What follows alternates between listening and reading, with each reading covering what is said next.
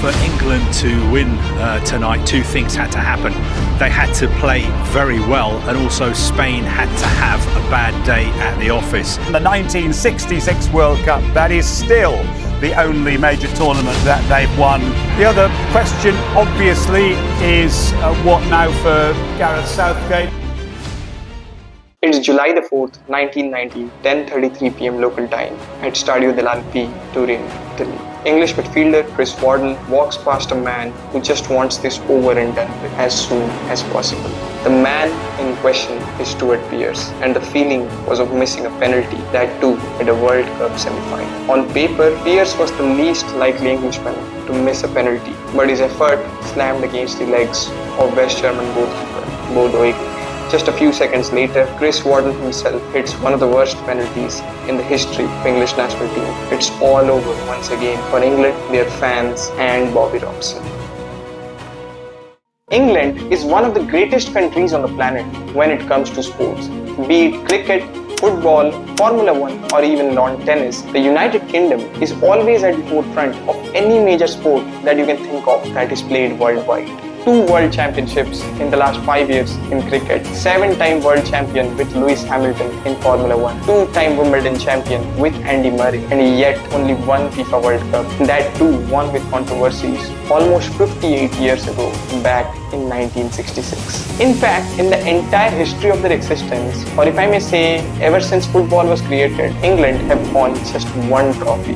And you might be even more surprised to know that their next best finish is not a World Cup runners-up place, but rather 3-time runners-up in the Euros. One in 1968 and the later 2 in the last 2 editions of the Euros in 2020 and 2024. And with the 3rd place finish in the UEFA Nations League in 2019, which in itself is often termed as a friendly international tournament, it pretty much wraps up the wardrobe of medal tallies for the English football team. So this means that from 1968 to 2019, for almost 51 years, England did not even stand on the podium, forget about winning a competition. So this obviously begs us the question that what exactly is wrong with the English football team, because the United Kingdom is definitely a jack of all trades, master of all kind of nation, at least when it comes to sports. Also, we should dissect into what happened with Gareth Southgate's men at Germany in this year's edition of the Euros, because according to many experts, this was England's greatest ever chance at getting their hands on silverware since forever. We will answer both the questions, but let's first look into some history and then we will delve into the present scenarios, because believe me when I say this, that sometimes reading history is as important as focusing on the present. I will just take 10 seconds of your time to say that please subscribe to my channel, because nobody is subscribing, and I will try to bring more such quality content and quality videos. I'm trying to improve, but nobody is subscribing, and if you don't subscribe and help me, then I won't be able to make more such videos. So please subscribe. Even if you don't like this video, please subscribe, because I will try to bring more such quality content in the future, and I'm trying to improve every day by day. And with this, we go to the content. I started this video with a penalty shootout, and nothing in football is more overcomplicated and overthought than a penalty kick, that too taken by an Englishman in the summer of an even number. It took until 1990 for its mind-wrenching and heart-melting effects to be engraved in the millions of British fans worldwide. But why exactly am I saying all of this about penalties all together again and again? Turns out Lionel Messi and his Argentina were now the first team to be on the wrong end of this 5-a-side game, that too on multiple occasions. In fact, their defeat against West Germany was perhaps the birth and the peak of their enduring penalty troubles. After that match, they were down 29-23 on penalties at major tournaments. Now you might be thinking that I'm trying to say the penalties are the reason that England had trophy drought for the last 58 years. And to be honest, that's partly true, because we can definitely not forget what happened in the finals of the Euros 2020 against Italy.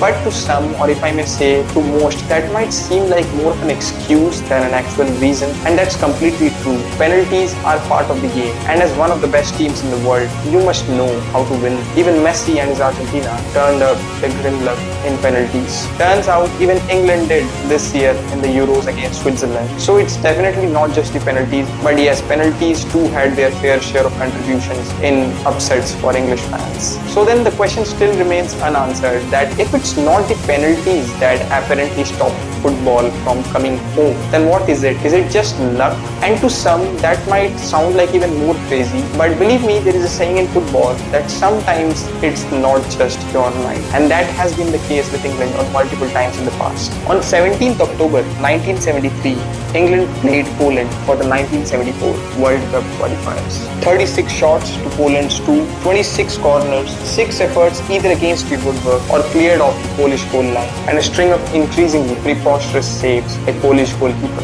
Jan Tomaszewski. The match ended in a 1-1 draw for England, and they lost their seat in the 1974 World Cup. Events like these really make me believe that when a team loses at a high-stake match, it's not always that the team played badly, but sometimes when Lady Luck is not with you, it's really difficult to make it understand to the rest of the world. Now I'm not making this video to promulgate superstitious ideas as such, and you might also be asking the question that why exactly am I bringing these decade-old events right now, and how is it related to the present demise of the Three Lions at Berlin? And you will not be wrong to ask that question, but what I was trying to do so far was to connect the dots and stitch a string, and there is one final beat left, after which I will be able to show you the big picture that I was trying to portray so far. It's not like that England have been playing bad football for the past 60 years. Sometimes they played well, sometimes they didn't, just like every other team in the world. But there is a final beat to this historical string, which once I portray, you will be able to see the big picture that I was trying to show you. For that, we must go back to 2010 at South Africa.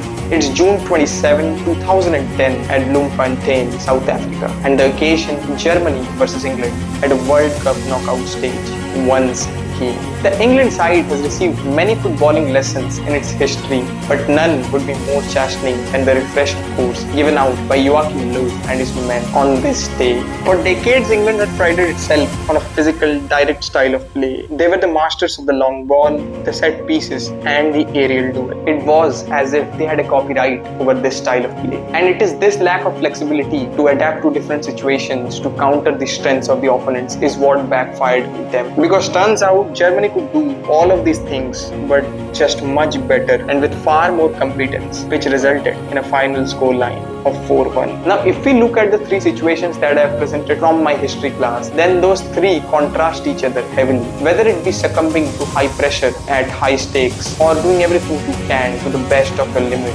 but still failing due to luck, or be it a more tangible and controllable issue like lack of flexibility and dynamism. There have been different reasons for England's trophy drought over the last 6 decades. Now, if you were watching this video so far in hopes of getting a single word answer for England's demise over the past so many years, then I'm sorry to disappoint you that no such answer exists. Not just in this case, but in 99% of real world scenarios. It's not as simple as if England were doing one thing wrong and that if they had corrected that, they would have won the trophy. Because if that was the case, then Gareth Southgate would have simply flicked that switch and England would have been 2-time world champions by now. Now, if we come back to the Euros this year, then England had their greatest ever chance at getting their hands on silverware since 1966. Now, before you come saying to me that the golden generation of Lampard, Gerrard and Beckham was the greatest team that England ever had, listen to me out once. And this bit and the opinion came to my head from Raymar Football and his video that they were the best team that England ever had. I do not argue about that, but when you talk about winning a tournament, you do not talk in terms of absolute but rather relative. The teams of Spain, Germany, Brazil